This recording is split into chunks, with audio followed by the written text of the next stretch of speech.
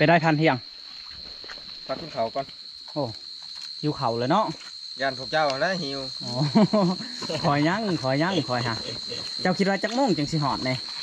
ประมาณ2 ทุ่มหรือว่า3 ทุ่มหมดแล้วโอ้อะไรทุกคนได้ยั่งอาหารเท่าไหร่อาหารบ่แม่บ่มีแจวสำกับบ่จังนี่แก้วนี่บ่นี่อยู่แล้ปรุงทานข้าวข้าวมังคุดทานข้าวเนาะข้าวไม่เด้อโอ้ข้าวจะบ่เนี่ยฮะ1,011บ่เนี่ย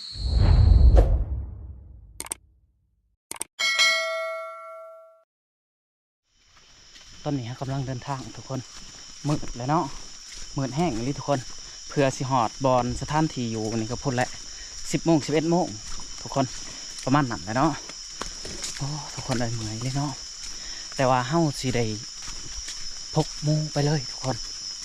หรือว่าไปย่ำแหวเลยอาจจะเป็นไปได้เนาะทุกคนเนาะเพราะว่าทางนี้ทาง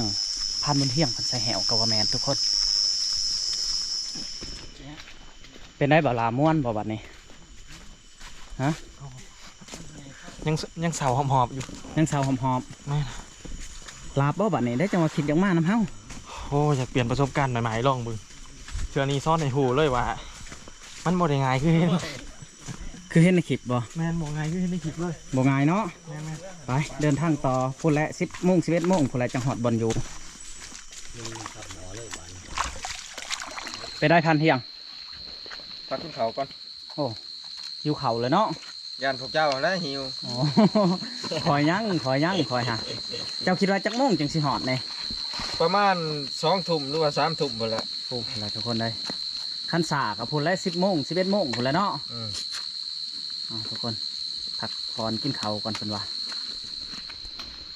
ได้ยั่งอาหารเท่าไหร่อาหารบ่แม่บ่มีแจวสำกับบ่จังนี่แก้วนี่บ่นี่อยู่นี่ทุกคนโอ้ของกินพันท้องแถบ่นี่ฮะโมแมนเนาะโอ้เบิ้งนี่คือปิ่งไก่น้ำป่งทุกคนเลยน่าจะแมนแหละบ้าปะนี่โอ้มาหนึ่งแหละไซผู้อันนั้นไหมฮะพันท้องแถเห็ดแล้วทุกคนเพิ่นสิเอาอีกรอบซองเพิ่นว่า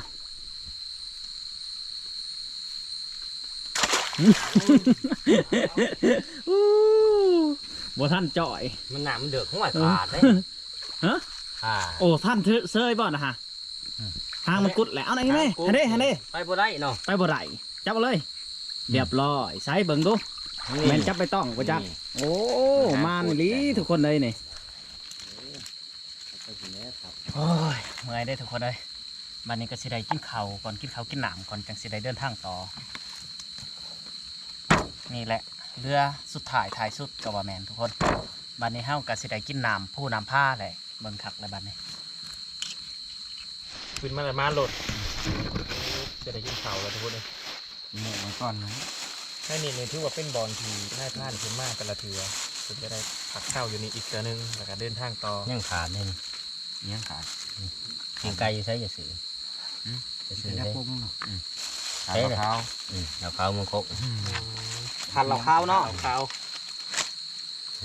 ไม่เด้อโอ้ข้าวจะบ่เนี่ยฮะ1,011บ่เนี่ยโอ้หอมไหนข้าวเขาได้3,012 1,400แม่นบ่1,400นะจักมันทำไมยังแข็งกระ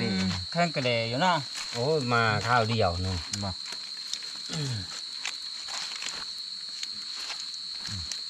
าเข้ามาเอาย่างนี่ฮะโอ้หัวมันเนาะ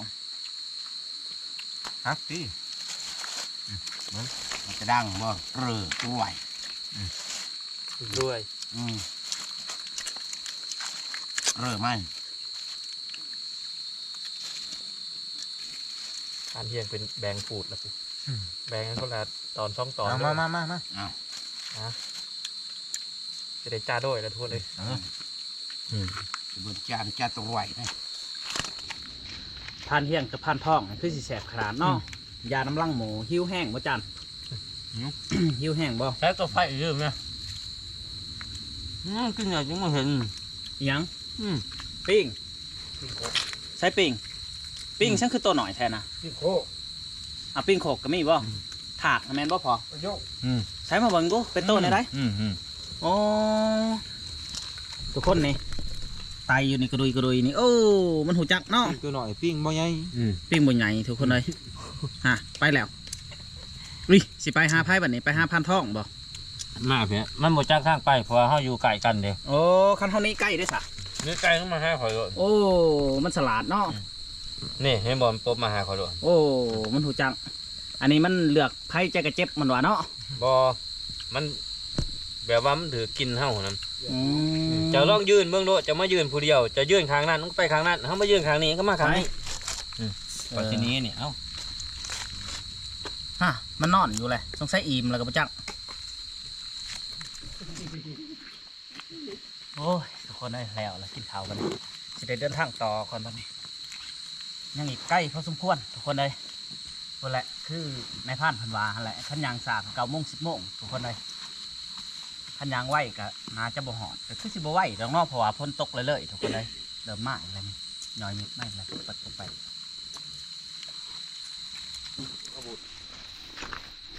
เอาพันทองข้าวจีนี่เพิ่นค่ายกับผู้ที่เปะหล่นหาก่อน โอ้เอาขอใกล้ขอใกล้ หาก่อนกินห้องผ่องต่อไปทุกคนเนาะไปได้แสบป่ะ แสบ เมื่อยป่ะ ไข่ไหนเราได้ ใครแน่แหละ ขาดว่าเถื่อที่ซ่องนี่คอยแลนก่อนเจ้าแน่นอน เอาเดินทางต่อทุกคนเลยเอาโอ้ไปเลยทางผ่านเพิ่นเอาเดินทางมาคลองตามลักแล้วทุกคนยังบ่หอดเถื่อเนาะบัดหอดผักหอดทับบอนที่เฮาผักทุกคนบ่าวสัญญาสิให้เบิ่งใหม่เนาะว่าสิหอดผลจักโมงทุกคนก็คือเฮาเดินทางขึ้นมานี่5 โมงตรงทุกคน5 โมงตรงเนาะเพื่อสิหอดผลบ่ฮู้ว่าจักโมงเนาะต้องได้เดินทางไปเรื่อยๆทุกคนเลยถนนหนทางเนาะ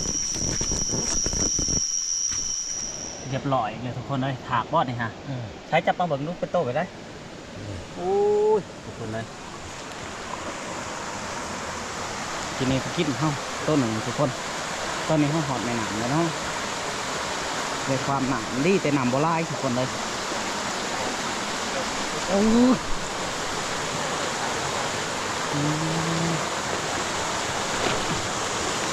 ไปย่างบ่ละ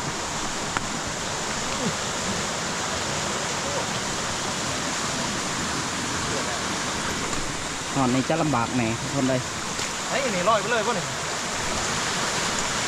เดินทางที่มันตื่น ทางไหนทางนี้บ่จะได้ดิ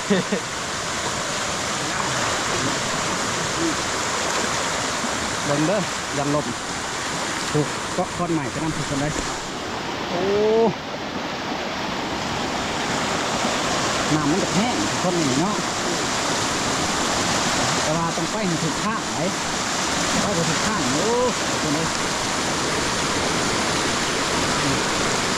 นี่แหละมงทีเฮ้ากินเข่าขึ้นต้นนั้นทุกคน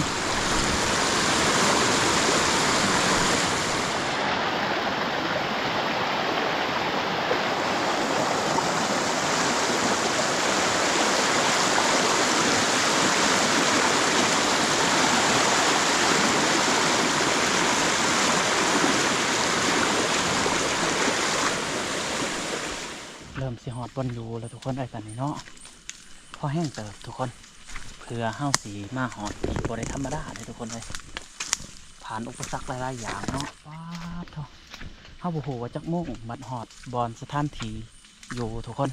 ห้าวสีให้FCไปเบิ่งน้ำกันว่าหอดผีจักมุ่งเนาะ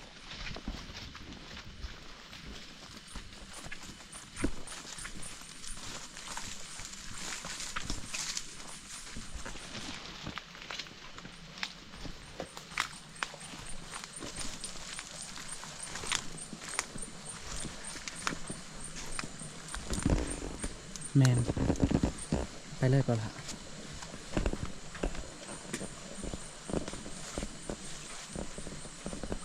อันนี้ก็จะเป็นสะพานทุกคนที่ไต่ไปห้าที่ผักเนาะที่ผักคลองในผ่านคุณเฮียงกันเลยเอาดีเด้อเอาดีเด้อ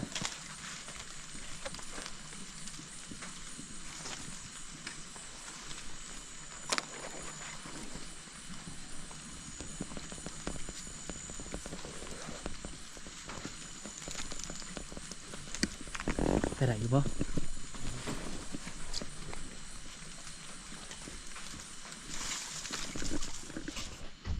ไหวเนาะเจ้าหยางเนาะป้าเถอะทุกคนเลยมากระดุกเราได้ในข้างแห้งเพิ่นกวาดปุบปับเราได้บริหิวขาวว่าในผ่านมันนี่ บ่ บริหิวมีแต่ห้าสีดังไผ่ตรงกะทิทุกคนแบบนี้เนาะ ไปมาย่างขึ้นมาข้อย่างขึ้นมา เมื่อยครับบ่บุญเหี่ยง ไปปวดโต้ถึงในต้นคอยกินเบียร์กับพวกเจ้าเหมือนนั้น เฮาจะดังไผ่ไว้ทุกคนเนาะก็คืออันเฮาสิบอก FC ว่าเฮาเดินทางมาหาโมงแต่สิเปิดโทรศัพท์เบิ่งบ่มีสัญญาณนี่ก็สิเห็นอยู่บ่โมงบุญเหี่ยง เห็น หยอกเพิ่นเนาะทุกคน เพราะว่าเฮาอยากรู้ว่าจากที่เฮาเดินทางขึ้นมาหันทุกคน5 โมงแรกเนาะมาฮอดที่สิฮอดจักโมงเจ้าคิดว่าจักโมงตอนนี้กะดูแต่ละคนทั้งเบาลาและบุญเฮียง 10 มื้อ 10 โมง คอยว่า9:45 เริ่มต้องไปใส่รหัสอีกทุกคนเลย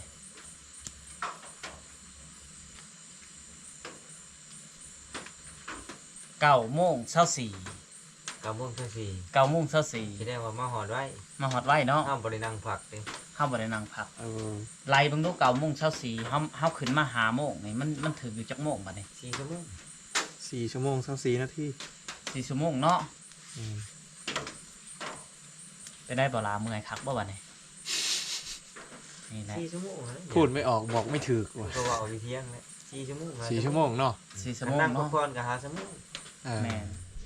ไปได้พออยู่บ่ ขอมินตัวเดียวบริยิ่ง บ่ได้ยิ่งซ้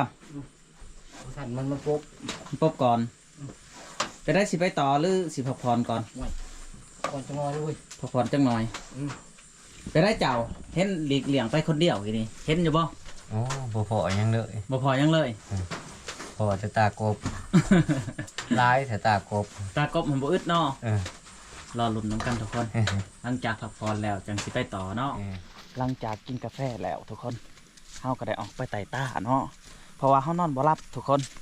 นอนบ่หลับก็เลยคอไปนำพานท้องเพิ่นทุกคนเลยแต่บ่ฮู้ว่าเพิ่นสิพาไปทางใดเนาะทุกคนไปลุ้นน้ำกันทุกคนปาดเถอะทุกคนออกมาวัดแล้วนี่บักทองทุกคนลุ้นหน่อยมานี่ซ้ำๆนิ่งเลยนี่เนาะมันออกมาวัดกันนี่หลังจากฝนตกทุกคนแต่ว่ามันอาจจะอยู่บ่ไกลทุกคนอาจจะอยู่บ่ไกลเนาะเหนื่อยแล้วทุกคนเลยไปรัดในแซกกระบอกพอคือตอนนี้เฮามาหอดอันบอลอ้ายเพิ่นหรือว่าทางผ่านท้องแท้เพิ่นเฮ็ดกับดักไว้ทุกคนประมาณว่า6-7 ล่างเนาะเพิ่นว่าเฮาก็สิได้พยายามกับดักก่อนเพราะว่าเฮาไปหาไต่ต้าลัดหันลัดนี่ก็บ่ทันทุกคนบ่ทันบักถอกเนาะเพราะว่ามันไปบ่หลายทุกคนได้3 โต๊ะเนาะตอนนี้เฮาสิได้ขึ้นเบิ่งกับดักก่อนทุกคนนี่ทุกคนกับดักเนาะแต่ว่ามันยังทันได้เดินมาทางนี้ทุกคนเนาะทางพันท้องแท้เฮ็ดทุกคน